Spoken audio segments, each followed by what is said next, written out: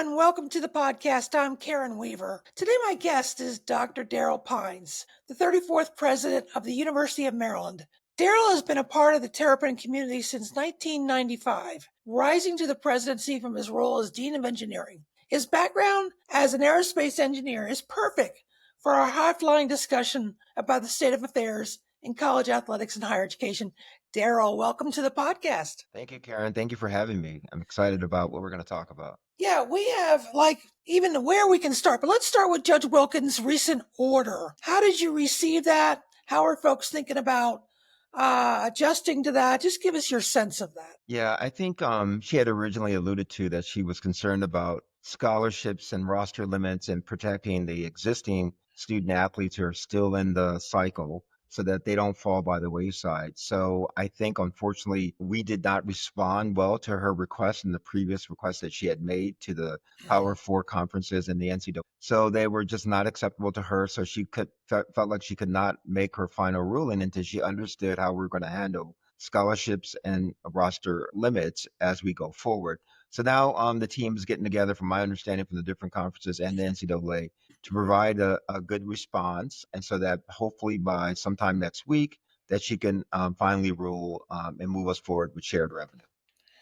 You feel good about it? You feel like it's going to happen, that you'll be able to work out some of the details that I know were tough to deal with in the beginning? Can you hear me? Yes, I can hear you. Okay, it looked like my screen froze. Yes, I believe that she is as a favoritism to move this forward. I think she just wants these details to be worked out. I know it's caused a lot of uncertainty because we thought it would be done by April 7th and it didn't happen. And now it's April 25th and we're moving into potentially May. So it needs to get done because we're running out of time just for the whole operation and enterprise to pivot. And then we all know this is going to be an experimental year and probably will be some bad behavior, unfortunately, that happens, or just some mistakes that are not intended. But we need to move so that we can pivot to a new model. Okay. So staying on the hot topics, you had to hire a head basketball coach without an athletic director.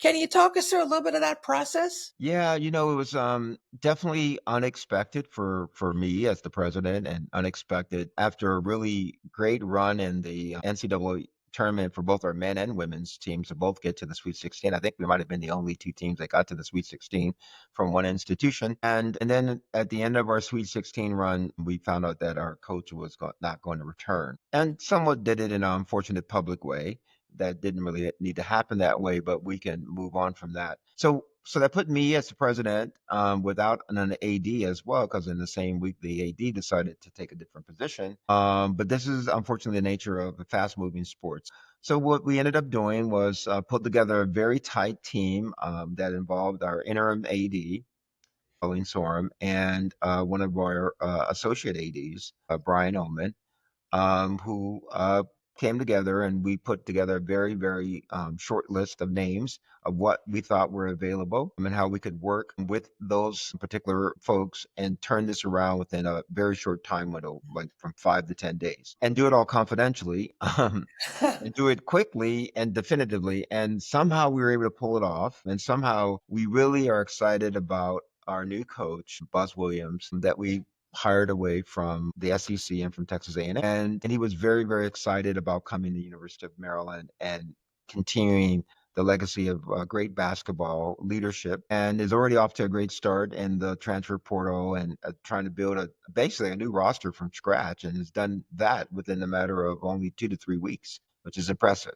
So, and our fan base has rallied around him, and he has been able to bring his team and just hit the ground running. So we're excited, but it was definitely stressful for a few days there. Yeah, I think you and I were scheduled to talk the day that No, he I made have, the announcement, so yes.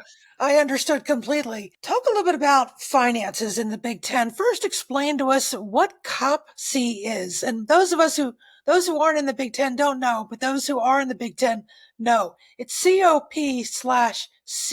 What is that? So it's just an acronym, right? So it's the Council of Presidents and Chancellors. That's all that means, or the Council of Presidents and Chancellors, of which unfortunately, I'm the chair of that council. And so it's like in every probably power conference, the presidents meet and the chancellors meet to discuss the issues related to athletics. And we meet very frequently, I would say once a month minimum, and sometimes a little bit more, especially during this time period of high fluidity and decision making as it relates to the court case and the House case being settled. So we've been meeting more frequently because it requires that to make sure we establish the roster limits on all sports with our ADs, with our coaches. But it just simply means the Council of Presidents and Chancellors. Okay. And does that organization have a role outside of athletics as well? Well, we represent the conference through this council, Yeah. and therefore we essentially make decisions about athletics as it relates to this decision, joining the House settlement. It was part of this discussion. I'm sure our colleagues in SEC. We make decisions about, as a group, who, when we were doing a little bit of expansion during the time period in which we brought first USC and UCLA, and then we brought Washington and Oregon into the Big Ten.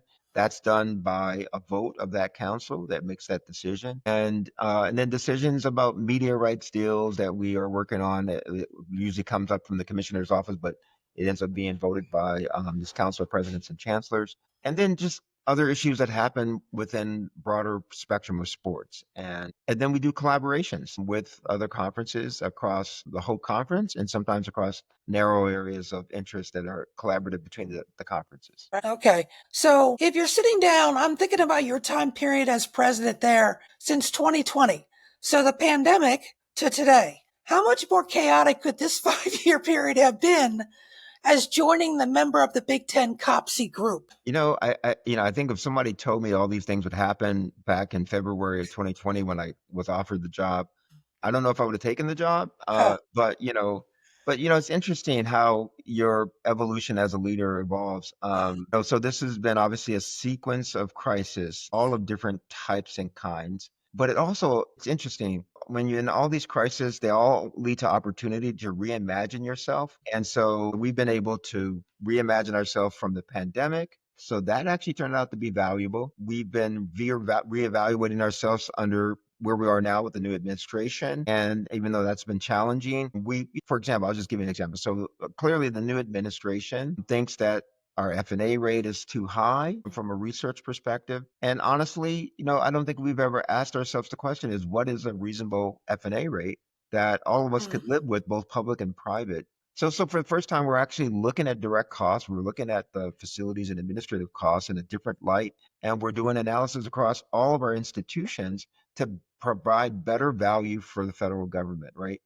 And so that never happened before. And maybe again, it leads to an opportunity to relook at how we do our business. So not all of this is bad, even though it may look like a crisis initially. Some of it is actually good, right? And so it's just one way of looking at it from a different lens and see it as an opportunity as opposed to as always a problem or a crisis. Yeah, I think that's a really important point that you talk about because it is easy to focus on the negative in this and, oh, woe is me. Yes. But there are real opportunities here, just like we see in athletics, with the opportunity to create a new model Mhm. for perhaps only football, but Mhm. maybe for all of college sports. How do you approach this moment in time when you think about what the new world might look like? Well, it's been a really fluid period for I would say for the last 6 or 7 years, maybe the last decade.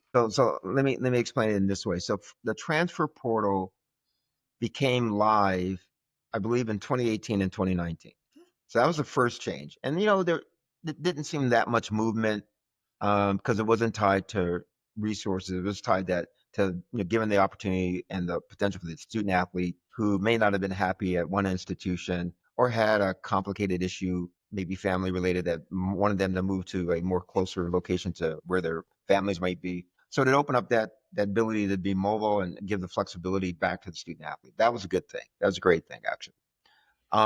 Then I think NIL started in 2021, but I think that was the sort of unanticipated, again, the suit being settled in the court system and then tying it to transfer. And that opened the floodgates of people moving, based on I could get resources over here better than I get resources here. So to open up a new issue that we didn't have, I think, in athletics across the enterprise, which is this issue of we may have only a student athlete for a year, and then if they're that talented, they be so valuable for their own economic growth, are enabled to go somewhere else, and someone's going to actually give them NIL for that, right? That really caused this number of people entering the portal, but also a new problem where only a fraction of those people who enter the portal will actually transfer, and the other ones may lose their opportunity. So, and it helps, and it sort of affected both academic success. And so these were still challenges. And then, so we go from, like I said, transfer portal to 2019, NIL 2021 to now NIL 2024 taking off, Yeah. and to be in this incredible thing where incredible opportunity for the student athlete to make significant amount of monies on their name, image, and like, and I'll take one example, like Caitlin Clark. She probably made more money initially as a student athlete with NIL package because she such was a incredible basketball player and just was a signature figure representative for the women's sports and women's basketball specifically, to where we are today in the moment of a new transition where we have incredible NIL, like I would say out of control NIL. I have to say that. I think everybody would say that. Overinflated rates that are not normalized against anything, just that the market is bearing that because people want quality players for their teams. And then to the transition to 2025 of shared revenue. So it has been a whirlwind. Yeah. And of course, the Power Four schools have played very strongly in this. And I would say there's been the Group of Five and other conferences have struggled because they lack those kind of NIL resources. So it's been a little unfortunate because even this very year with the NCAA men's tournament, at least, there was not a single Group of Five team in the Sweet 16. Right. And that, I don't think that has happened in the last decade. So it was suggesting that those institutions in the Power Four with sufficient NIL were helping their ability to play further and deeper into the tournament. Yeah, I really wondered about that. So, is it something that the Power Four presidents think about in terms of how can we broaden out the access and equity to championships, or is it time just to kind of focus on what's best for the Power Four conferences? No, I think we do care, right? We care about the whole enterprise. We know that we're in the catbird seat and we're in the highest position. All of us know that. And it's not that we don't know that. And of course, we always do think about our specific institution, but we also think about that, obviously college athletics is the opportunity for everyone. And we know that there's a sort of pecking order, and we don't want those other institutions, those other conferences to not be able to play in what they've always played in, the same thing that we play in. We want those student athletes at the other institutions to have opportunity to get an education, to play their sport, and to have success in every way, financially, academically, career wise. So we think about it, and we think about that because it happens through our representation on various committees like the NCAA Division One board, the Board of Governors, and we hear our colleagues and we realize how important this enterprise is to them. So we get it, and we are trying to work with them to make sure that they can opt in to the new model as well. Now they may not opt in to the full model, but say for a sport like men's basketball, everyone can maybe opt into that from different conferences, but they may not be able to develop a Division One, FCS football team, which is totally understandable, right? But we want folks to be able to opt in. And then yes, there are going to be some that will not be able, unfortunately, just because of the cost of entry. Yeah. So, but we care about it. We very much care about everyone playing in the large sandbox.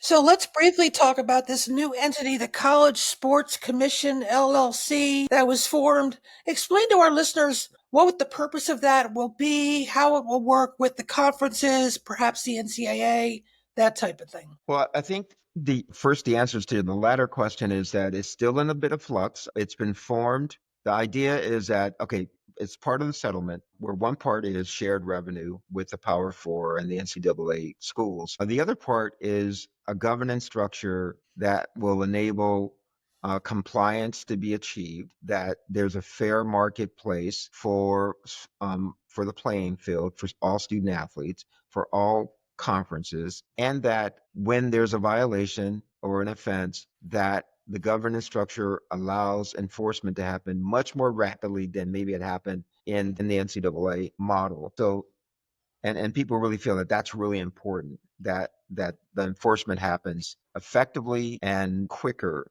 than than previously, waiting many years before some infraction leads to a enforcement. So, and I think that that's why the LLC has been formed. There are ongoing discussions between the NCAA and the Power Four conferences to figure out how the structure is going to work, especially for football and maybe even for a few other sports, but let's just say for football now, and how it will partner with the NCAA. So, in those discussions, I don't want to presuppose the president of the NCAA in terms of how he wants to see it. So, I'm part of those discussions, but I think the details will come from President Baker. Understood. Understood.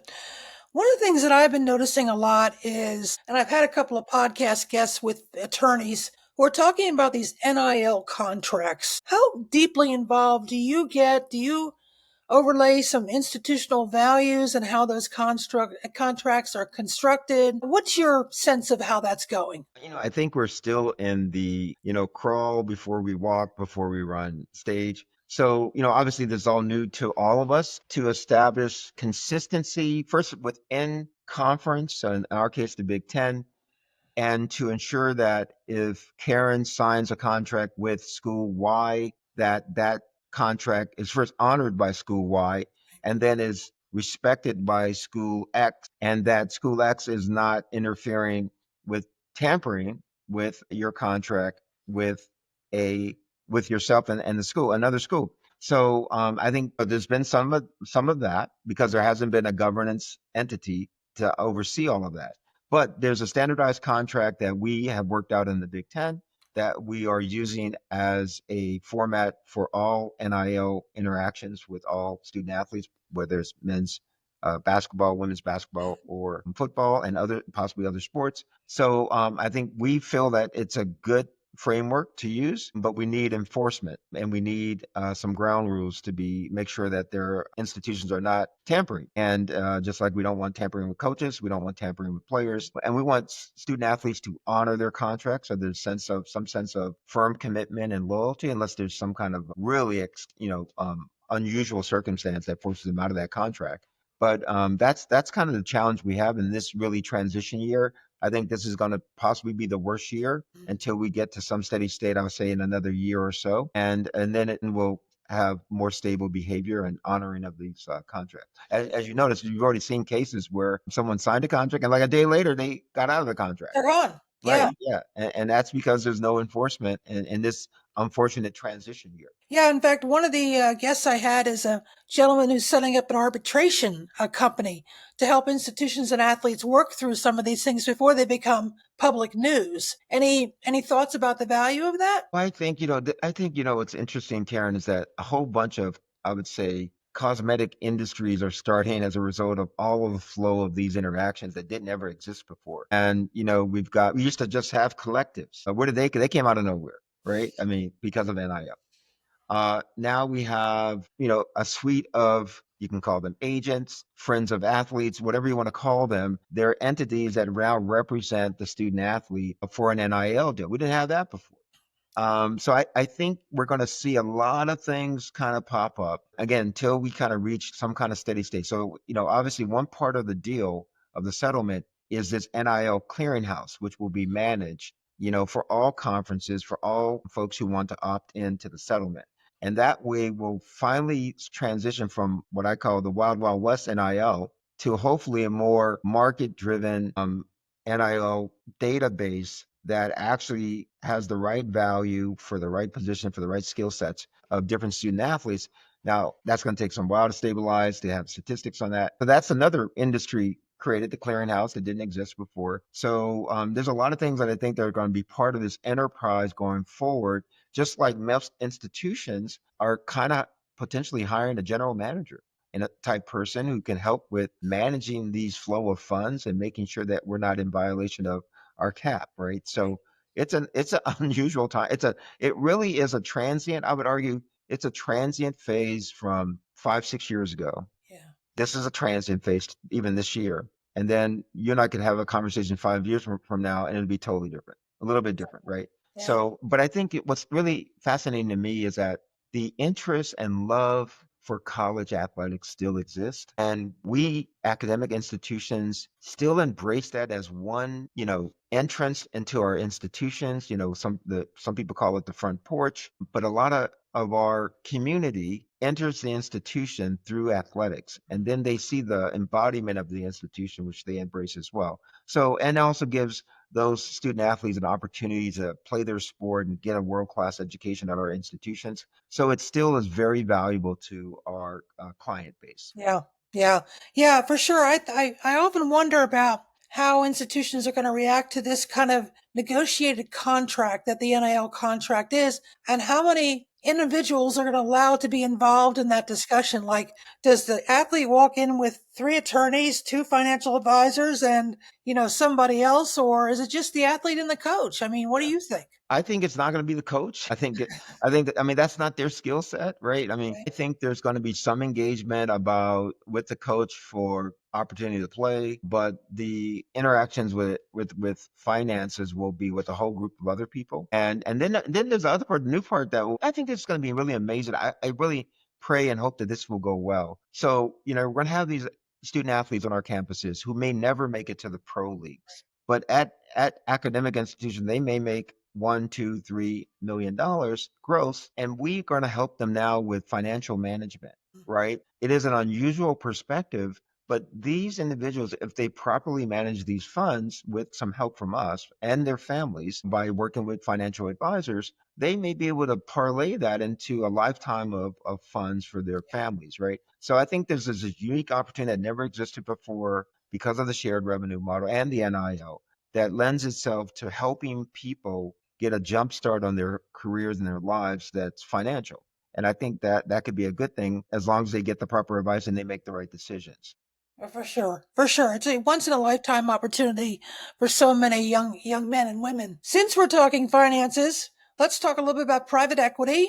The Okay. Big Ten has been in the mix in the news a little bit about exploring private equity options. In this day and age, universities are under fire in their endowments, certain universities, so the others are exploring private equity sales or that type of thing. Give us your perspective on where this sits right now in college athletics and higher education. I think there was a lot of discussion that happened over the last year related to private equity. Many institutions, either individually or as part of conferences, met with experts from private equity teams to discuss the potential of how we could reimagine, again, college athletics without these conferences, but in some new model where there's a shared valuation of a collection of teams or institutions and their teams, and that private equity would buy a share of that, and that could then they could demonstrate how that would valuation would increase over time, and that the revenue generated from that would come back to institutions much higher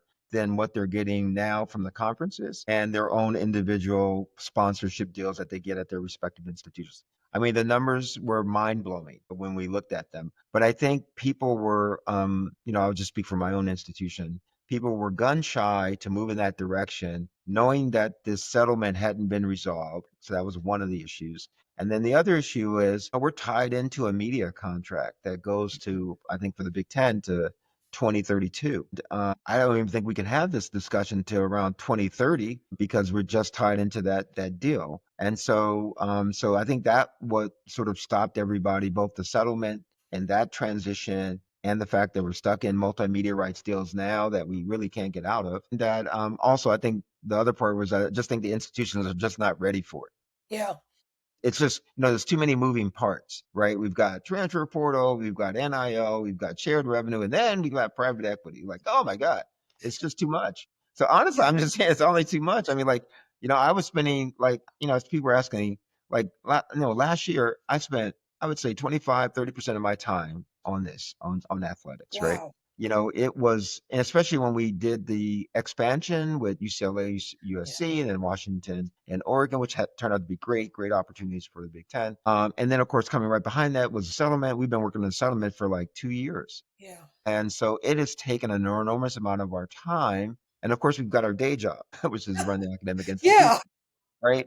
So I just think that people were like, oh my God, if we get into this private equity thing, it's just too much at this time. Let's take a pause kind of Okay. thing. And so that's what at least was my sentiment. Yeah, no, that makes total sense. Again, the whirlwind for the last 5 years has just been unimaginable, not to mention all the other issues that higher education is facing on some campuses, perhaps not yours, enrollment cliff, the pressures on international students, whether they're going to come or not, all those competing pressures as well. How do you contextualize all of that at this point? Yeah, again, they're all crises in some way, and they all lead to different kinds of opportunities, right? So, like, of course, we're all concerned about whether the doors to our country and our institutions would be shut with respect to foreign students attending our institutions, because they bring incredible value and contributions to our academic enterprises, diversity of nationality, perspectives of looking at things. It's a value added to the United States. It's a value added to our institutions. So we hope that,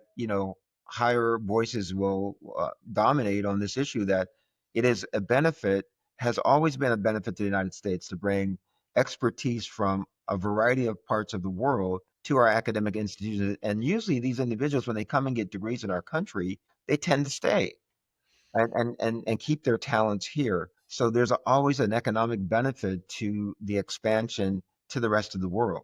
So we hope that our federal government will see the benefit of that, and that research wouldn't be cut too much, Yeah. and that the immigration will still be allowed to flow for those people who want to come to the United States to the academic institutions. Yeah, yeah. One thing I don't think many people realize is that the University of Maryland College Park is part of a system of higher education in Maryland. Explain how that works, how your relationship with them, do they help inform other decisions that you make, those kinds of things. Yeah, so like most states, being a public institution, there are 12 institutions that happen to be part of the university system of Maryland. And I'm just one of the 12 presidents. We all report, our bosses are the board of regents and a chancellor. And the chancellor sort of works with all of us to help achieve the mission on behalf of the institutions and on behalf of the system and on behalf of the state of Maryland. So we have really good conversations among ourselves about all kinds of things where we see some alignment. So, for example, I'll just take you back to the pandemic. So, the pandemic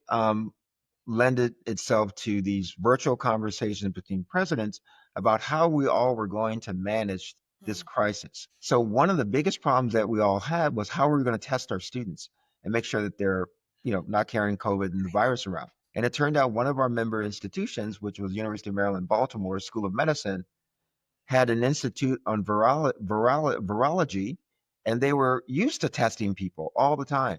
huh, And that what they ended up doing was dispatching their test kits to our campuses and allowing the respective health departments of our campuses to use their guidance to test our students. So interesting. that collaboration is something that's valuable when you have 12 institutions, and each of the institutions have some value to different areas that they can lend to the whole system. So that was one example. But and as it respects to sports, we have different levels of sports. So we have different levels of Division One, Division Two, Division Three. But often there's an athletic council that convenes by the Board of Regents, and often those discussions are useful for all divisions. And for example, there was a mental health discussion, and so College Park, which has a little bit more resources, could provide support to other schools to help them with their student athletes and mental health, which we tried to do for a few of our partner schools, right?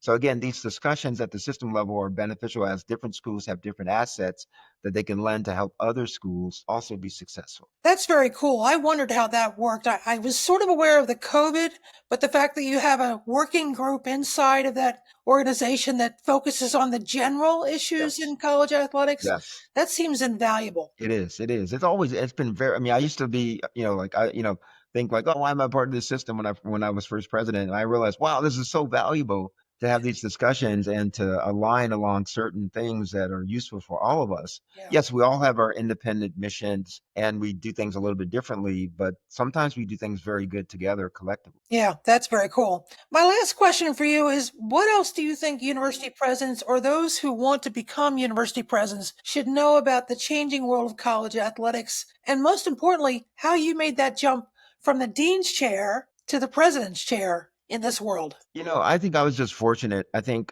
my son was a student here when I was the dean of engineering, and he was in soccer. And so I understood athletics through his lens as a student athlete, as a parent. But, I wasn't any expert on athletics, but, obviously went to the games, talked to the coaches, talked to the athletic director, and started understanding how athletics work. So I think what's really important if you have aspirations as a department chair or dean is to somehow get yourself on the athletic council of your university as a dean, as a chair, so you can understand the inner workings of athletics at your institution. I did that. So I was a dean's representative to Okay. the athletic council for about 3 or 4 years. And then I sat there and watched the inner workings of athletics and like, oh wow. 'Cause I used to be like every other dean, like, what's the purpose of athletics? I could care less, right? And then I realized, oh, like of course I love athletics. Right. And then my son comes here, and I'm like, oh, I even love it even more now. See, while some students, right, do better because they are focused on athletics. And my son was one of those people. Oh, When he had his sport to do, he did excellent in the classroom.